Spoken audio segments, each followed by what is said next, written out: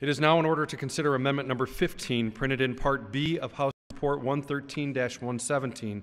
For what purpose does the gentleman from California seek recognition? Mr. Chairman, I have an amendment at the desk. The clerk will designate the amendment. Part B, Amendment Number 15, printed in House Report Number 113-117, offered by Mr. Royce of California.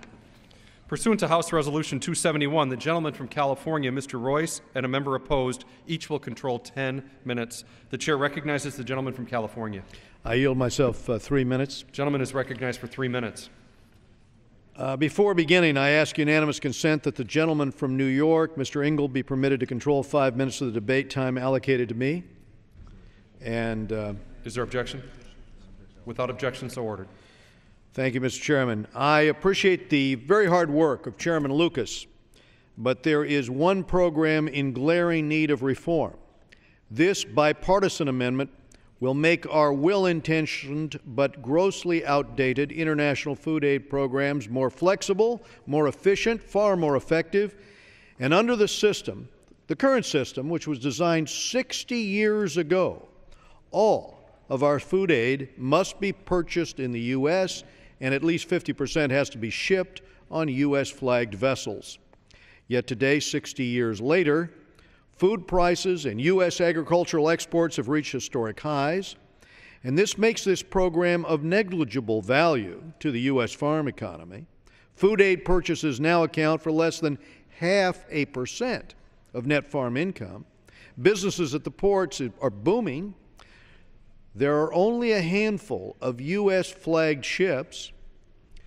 When asked how the proposed reforms would impact American farmers, the Secretary of Agriculture stated, "Far from ending a partnership between our nation's humanitarian and development mission and our world-class agricultural and food system, we are recommitting to the role that American agriculture plays in food security and tapping into the ingenuity of American farmers and the powers of science and innovation to avoid future shortages and global hunger."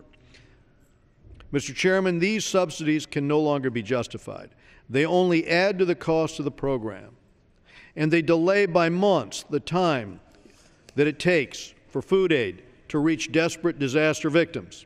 The Royce-Engel amendment would enact two common-sense reforms. First, the amendment would allow up to 45% food aid to be purchased closer to the crisis. This change will yield an estimated $215 million in efficiency savings. It's going to reduce mandatory spending by $150 million over the bill's life, and it's going to allow us to reach 4 million more disaster victims.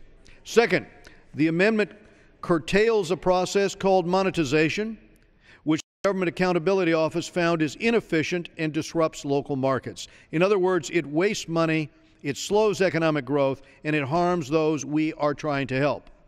In recent years, it has wasted $215 million. There are real-life consequences to clinging to an inflexible, inefficient program that puts the interests of the few over taxpayers, not to mention millions in desperate need of humanitarian aid globally. With this reform, by investing in local markets, we help nations become more food secure, we develop more U.S. trade partners, we break the cycle of aid dependency. This amendment enjoys wide bipartisan support. Both the administration, this one, and the last administration have sought these changes. The amendment is supported by a long list of relief organizations. Mr. Chairman, the question is not why should we reform food aid, it is why we've waited so long. I reserve the balance of my time. The gentleman reserves the balance of his